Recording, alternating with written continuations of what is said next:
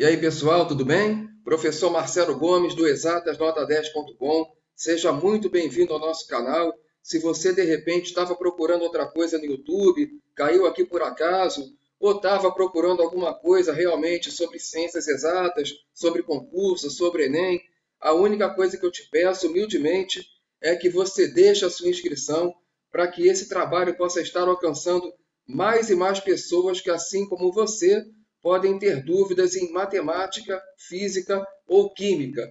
E o tema do nosso vídeo de hoje é justamente química. A gente vai resolver 3 exercícios do Enem sobre propriedades das substâncias e mudança de estado físico. Então, sem mais delongas, vamos às questões. A primeira questão está aqui, caiu no Enem 2021, e ela diz o seguinte: para assegurar a boa qualidade de seu produto, uma indústria de vidro analisou um lote de óxido de silício, SiO2, principal componente do vidro. Para isso, submeteu uma amostra desse óxido ao aquecimento até sua completa fusão e ebulição, obtendo ao final um gráfico de temperatura graus Celsius versus tempo minutos. Após a obtenção do gráfico, o analista concluiu que a amostra encontrava-se pura. Então, esse dado é importante. A gente está aquecendo uma substância pura. E esse conceito será usado daqui a pouco na resolução da questão. Dados do SiO2, temperatura de fusão 1.600 graus Celsius, temperatura de ebulição 2.230 graus Celsius. Qual foi o gráfico obtido pelo analista? Então, o que esse analista fez? Ele pegou uma amostra de óxido de silício a temperatura ambiente e aqueceu essa amostra até esse óxido de silício virar gás. Foi isso que ele fez. Lembrando que o óxido de silício ele está sendo tratado aqui como livre de impurezas, ou seja, ele é uma substância pura, ele não é uma mistura. Tá? E isso é importante na determinação de qual gráfico está correto. Tá bom? Beleza. Esse óxido de silício, por ser substância pura, quando aquecido, o que basicamente vai acontecer com ele? Ele vai ter sua temperatura aumentada até o ponto de fusão, vai receber o que chamamos calor sensível, ou seja, aquele calor que altera a temperatura, ele vai se aquecer até o seu ponto de fusão. Atingido o ponto de fusão, ele vai começar a mudar de estado físico, ou seja, atingido o ponto de fusão, ele vai começar a passar para o estado líquido e, a partir desse momento, ele começa a receber o que se chama de calor latente. É aquele calor que, quando fornecido ao material, não altera sua temperatura. E durante o período de calor latente, que vai existir durante a transformação de sólido para líquido, a sua temperatura vai permanecer constante. Então, vai haver aqui um platô, um patamar horizontal. Tá? Uma vez que esse material esteja todo líquido, ele vai voltar a experimentar calor sensível, ou seja, ele vai aquecer até a temperatura de ebulição.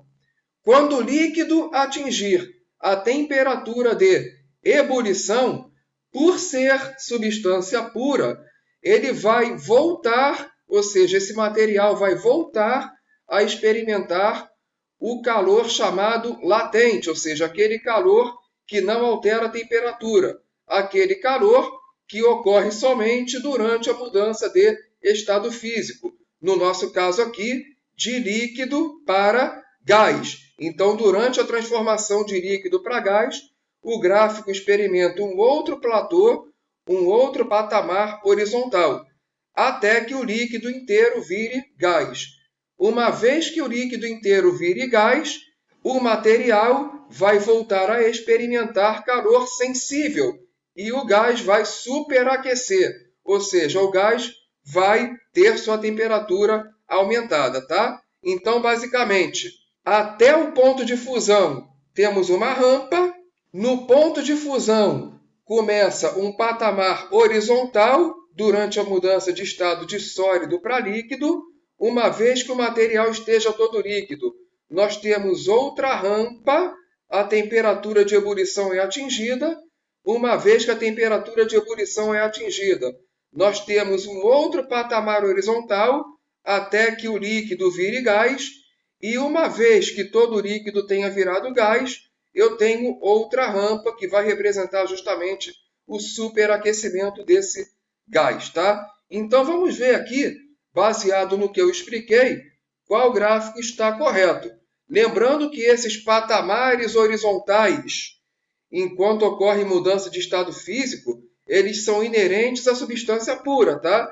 Em regra, aí eu coloco aqui, em regra, é na substância pura que a gente verifica esses patamares horizontais durante a mudança de estado físico, ou seja, é nas substâncias puras que a gente verifica a ocorrência de calor latente durante a mudança de estado físico, tá? Em regra, nas misturas, nós não temos exceções feitas às misturas eutéticas e azeotrópicas, que são tema de outro assunto que a gente não vai tratar aqui nesse vídeo. Mas eu vou te dar uma dica daqui a pouco de onde você pode aprender o que é mistura eutética e azeotrópica, além de aprender tudo isso que eu estou explicando aqui no vídeo, tá? Bom, então, vamos resolver agora a questão.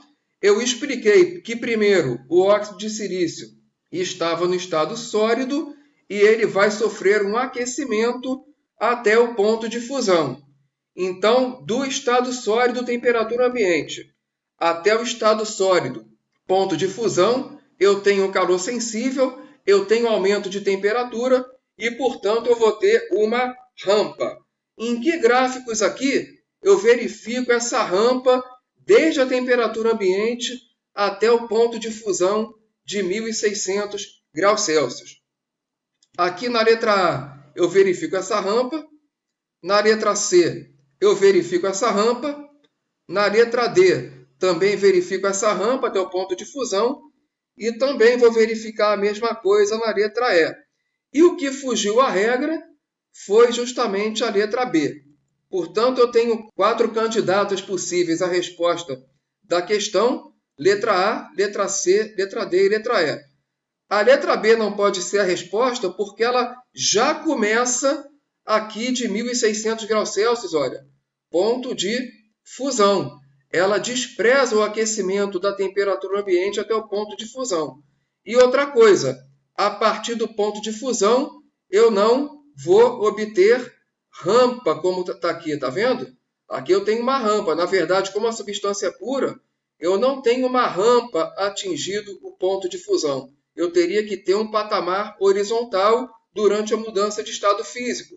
Portanto, a letra B está totalmente errada e ela não serve como resposta. Bom, atingido o ponto de fusão, o que vai acontecer?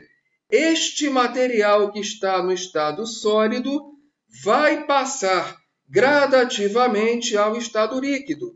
Ou seja, por ser substância pura, este material, durante a passagem para o estado líquido, vai experimentar calor latente, vai ter sua temperatura inalterada e no gráfico, portanto, eu vou experimentar um patamar horizontal ou um platô, indicando que conforme o tempo passa, a temperatura se mantém constante. E isso eu verifico exatamente na letra D, eu tenho esse platô. Na letra E também eu tenho esse platô. Na letra A, eu não tenho platô, eu tenho uma rampa. Então, como é substância pura, eu não posso ter rampa. Durante a mudança de estado físico, é patamar horizontal, não é rampa, então a letra A está errada. A letra C também tem rampa, portanto está errada. Letra A e letra C não servem como resposta para a questão. E aí eu tenho sobrando 2 candidatas à resposta, a letra D e a letra E. Vamos continuar então a nossa história. o material passou todo do estado sólido para o estado líquido e, a partir desse momento, ele volta a experimentar calor sensível. É aquele calor com mudança de temperatura. Portanto, no gráfico temperatura versus tempo, eu vou experimentar uma rampa, porque a temperatura sobe. Essa rampa eu observo tanto na letra D como na letra E. Beleza. Uma vez que esse líquido tenha atingido seu ponto de ebulição, ou seja, uma vez que esse líquido tenha atingido a iminência de se tornar gás, a partir daí ele vai começar a se tornar gás. Porém, durante a mudança de líquido para gás, eu terei novamente calor latente, porque eu vou ter mudança de estado físico e a substância é pura. Durante a mudança de estado físico de uma substância pura, eu observo um platô, um patamar horizontal. E esse patamar horizontal eu vou ter justamente na letra D. Tá legal? Na letra D. A letra E não serve porque aqui eu tinha uma rampa. Então a letra E não serve, tá? Então a resposta correta vai ficar justamente a letra D. Tá legal? Vamos passar à segunda questão. Porém, antes de passar à segunda questão, eu tenho uma dica para você que está com muita dificuldade em química. Ou se não está com tanta dificuldade assim, acha que poderia ir melhor. Eu não sei se você conhece o curso Método Eu Sei Química. O curso Método Eu Sei Química, ele é ministrado pela professora Janaína Reis.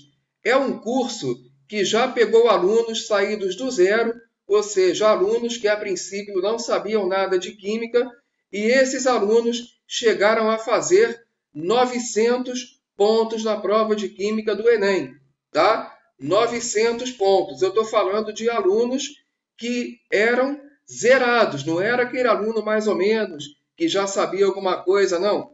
Alunos que partiram do zero, não sabiam nada de química, chegaram à prova do Enem e fizeram 900 pontos porque assistiram a esse curso.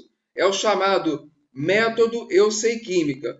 Nesse curso, você conta com conteúdo extra, você conta com material de apoio, você conta com uma comunidade online para você tirar suas dúvidas, você conta com suporte, monitoria e também atividades extras. E o mais importante de tudo, é um curso que serve até para você que está me assistindo, que de repente não sabe nada de química, tá? Então, dá essa oportunidade aí para a professora Janaína Reis mostrar para você que mesmo que você não saiba nada de química, você pode se dar muito bem nas questões de química do Enem. E atenção que se você adquirir esse curso, você conta com 4 bônus exclusivos. Quais são esses bônus? Clica aí embaixo no link que está na descrição que você vai saber de tudo. E você adquirindo o curso, você consegue aí um precinho camarada. Eu acho que vale a pena, de repente, você que está aí me assistindo, achando que não consegue aprender química de jeito nenhum, que química é muito difícil, que química é muita coisa para gravar na cabeça. De repente, você pode estar equivocado. Dá essa chance para a professora Janaína Reis, do método Eu Sei Química, mostrar para você que química pode se tornar tão fácil a ponto de você fazer 900 pontos na prova do Enem. Tá legal? Dada a dica, e eu recomendo esse curso, vamos voltar aqui às nossas questões. Eu vou agora para a segunda questão que caiu no Enem 2019. E essa questão diz o seguinte: na perfuração de uma jazida petrolífera, a pressão dos gases faz com que o petróleo jorre. Ao se reduzir a pressão, o petróleo bruto para de jorrar e tem de ser bombeado. No entanto, junto com o petróleo, também se encontram componentes mais densos, tais como água salgada, areia e argila, que devem ser removidos na primeira etapa do beneficiamento do petróleo. A primeira etapa desse beneficiamento é a, e aí vem as opções: decantação, evaporação, destilação, floculação, filtração. Olha só, pessoal, basicamente, o que ele está me colocando aí? Eu tenho uma mistura que é formada pelo próprio produto que eu quero extrair, que é o petróleo, tá? E além do petróleo, eu tenho água salgada, areia e argila. E eu quero separar o petróleo. Então você imagina uma mistura totalmente homogênea a princípio, tá? Vamos supor que eu pegue petróleo, água salgada, areia, argila, e é o que acontece mesmo durante essa operação de extração, e que eu agite essa mistura. Então, tenho aqui um recipiente, dentro desse recipiente eu vou reproduzir uma condição real de extração do petróleo, em que tudo isso está loucamente misturado. Então, dentro do recipiente eu tenho petróleo, água salgada, areia, argila. Vou sacudir esse recipiente e, a princípio, eu vou enxergar uma mistura homogênea. E eu quero separar os componentes dessa mistura. O que é que eu vou fazer? Olha só, se eu sou um pouquinho inteligente, eu vou perceber o seguinte: vamos supor que eu pegue esse recipiente com tudo isso loucamente misturado e deixe esse recipiente em repouso em cima dessa mesa aqui. Com o tempo, o que vai acontecer? Água e petróleo não se misturam. Água e petróleo não se misturam. Então, se eles não se misturam, qual é a tendência natural dos dois? É a água, que é mais densa, ficar embaixo, ainda mais a água salgada, que é muito mais densa. A tendência é a água salgada ficar por baixo e eu ter uma camada de petróleo por cima flutuando. Você pode fazer essa experiência até na sua casa. Mistura água com óleo de soja, por exemplo, ou óleo de milho, ou qualquer outro óleo que você tenha aí.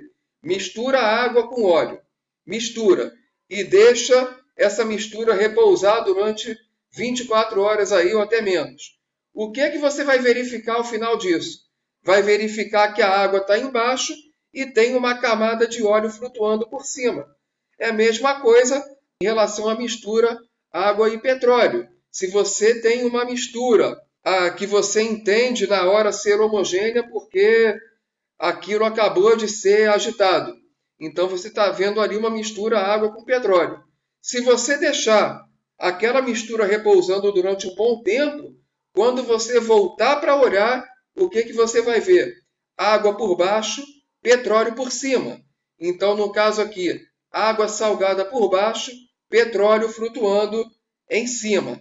Além disso, eu tinha areia e argila. Areia e argila vão precipitar. Areia e argila vão se depositar no fundo do recipiente. E se você quiser fazer essa experiência na sua casa, você pega areia ou pega argila, mistura com água, deixa repousando e depois você vai ver que realmente a areia e a argila vão decantar, precipitar para o fundo, tá? Então, essa operação que eu acabei de escrever, ela se chama decantação. E essa é a primeira etapa do beneficiamento do petróleo. É a separação do petróleo da areia, da argila e da água salgada. É a etapa em que você vai ter justamente uma camada de óleo flutuando acima da água salgada. Tá? Então, essa é a primeira etapa do beneficiamento e isso se chama decantação. Tá? Portanto, a resposta correta aqui é a letra A, decantação. Tá ok?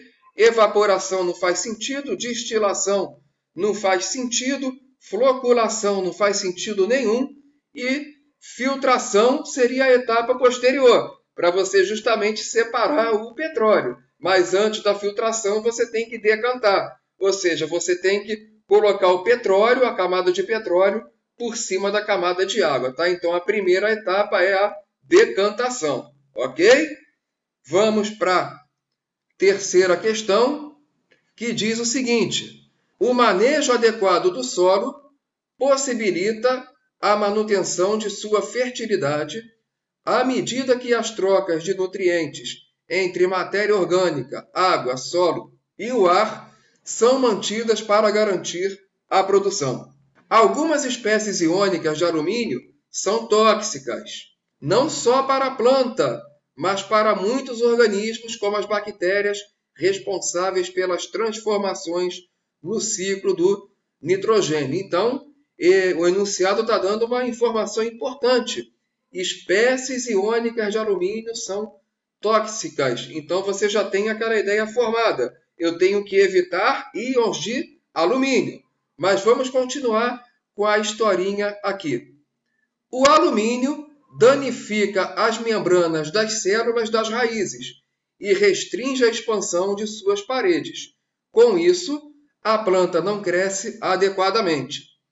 Para promover benefícios para a produção agrícola, é recomendada a remediação do solo utilizando calcário, CaCO3, que é o nosso famoso carbonato de cálcio. Essa remediação por CaCO3 promove no solo a diminuição do pH, tornando-o fértil, ou solubilização do alumínio, ocorrendo sua lixiviação pela chuva, ou interação do íon cálcio com o íon alumínio, produzindo uma liga metálica, reação do carbonato de cálcio com os íons de alumínio, formando alumínio metálico, e aumento de sua alcalinidade, tornando os íons alumínio menos disponíveis. Afinal de contas, o que está acontecendo aqui? Tenhamos em mente, eu quero evitar a formação de íons de alumínio. Ou, de outra forma, também, eu quero reduzir a quantidade de íons alumínio existentes nesse ambiente para proteger as raízes das plantas. Tá legal? Porque ele está falando que íons de alumínio são tóxicos, então eu quero mitigar a presença desses íons alumínio. Bom, lembrando que no solo eu tenho água, tá ok? Então qualquer planta, para crescer, para se desenvolver, precisa de água para ser absorvida pelas raízes. Ele está colocando no final da questão que vai utilizar remediação do solo por carbonato de cálcio, o CaCO3. Ou seja, eu tenho água nesse ambiente porque a planta precisa da água, tá legal, para poder se desenvolver. E o enunciado está falando o seguinte, que eu vou utilizar remediação do solo por CaCO3.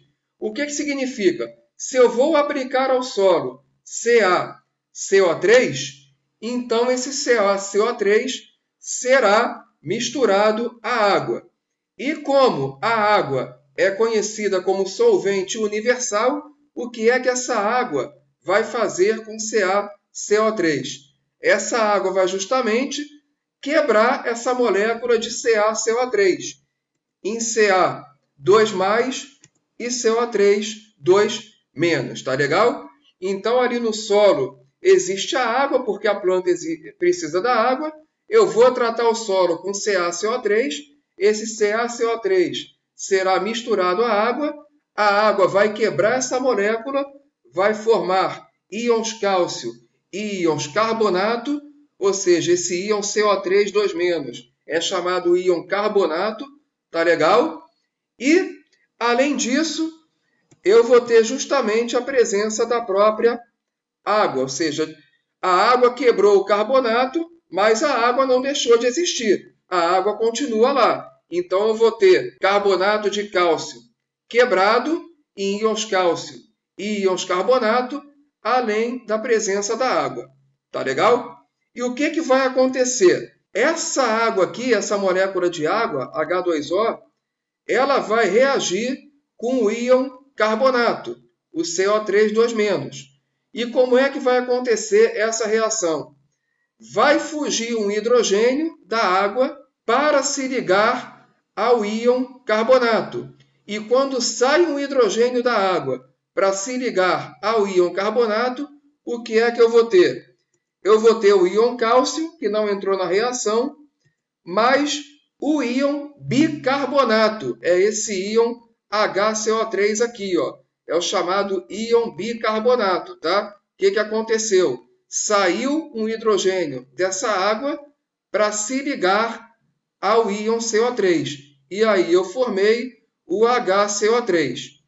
Como o hidrogênio ele saiu daqui com uma carga positiva, mais um, e essa carga positiva mais um se juntou à carga negativa menos 2, então a carga resultante do íon bicarbonato HCO3 ficou menos 1, ou simplesmente menos, tá?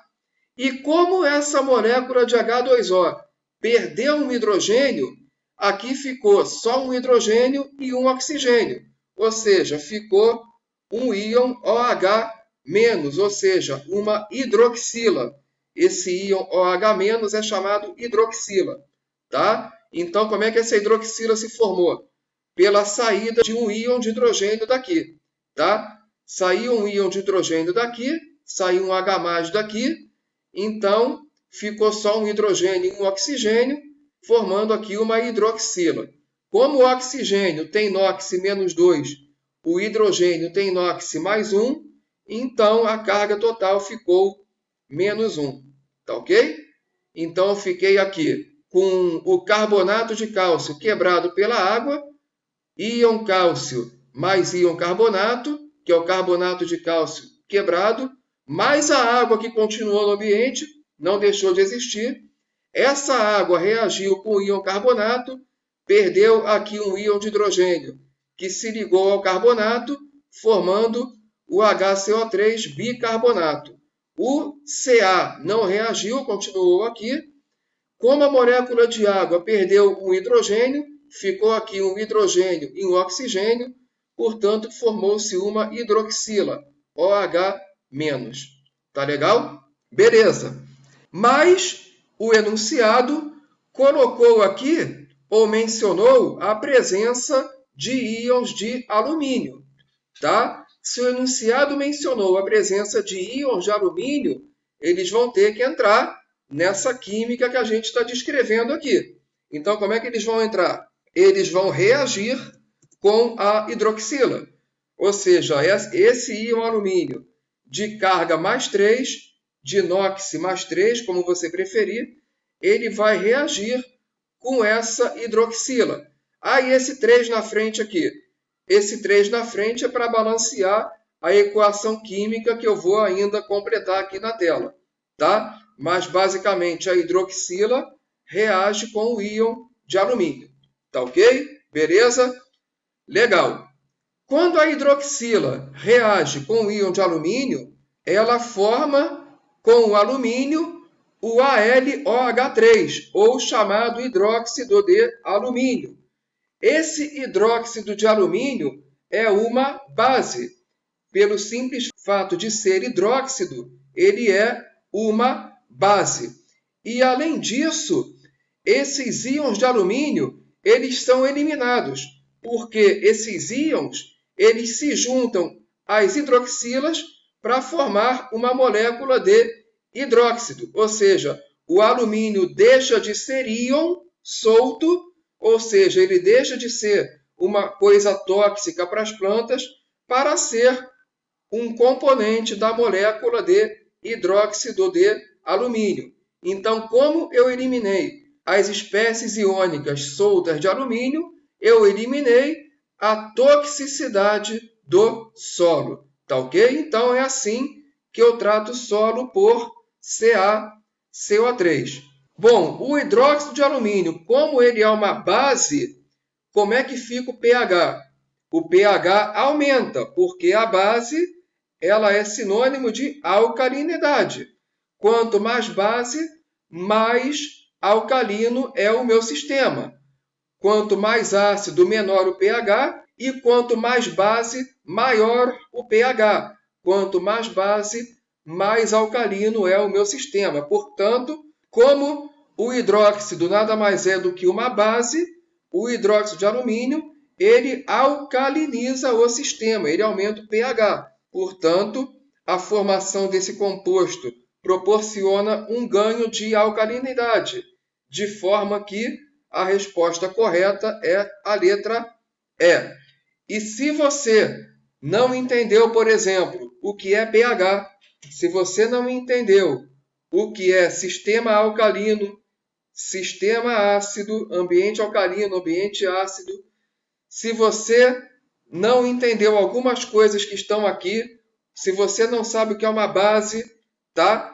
Você precisa clicar aqui no link da descrição e conhecer o curso da professora Janaína Reis, tá? Porque lá no curso ela vai te explicar tudo para você ficar fera.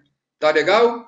Então, realmente, eu espero que esse vídeo tenha ajudado a você a sanar algumas dúvidas. Se você achou que esse vídeo te ajudou de alguma forma, eu peço com muita humildade que se inscreva no canal, deixe seu like. Se você gostou muito, não deixa de ativar o sininho de notificações para você não perder nenhum conteúdo, nem de matemática, nem de física, nem de química, que seja postado aqui no canal. Tá legal? Então eu te agradeço por ter ficado aqui comigo até o final e espero ver em outros vídeos. Fique com Deus. Até a próxima!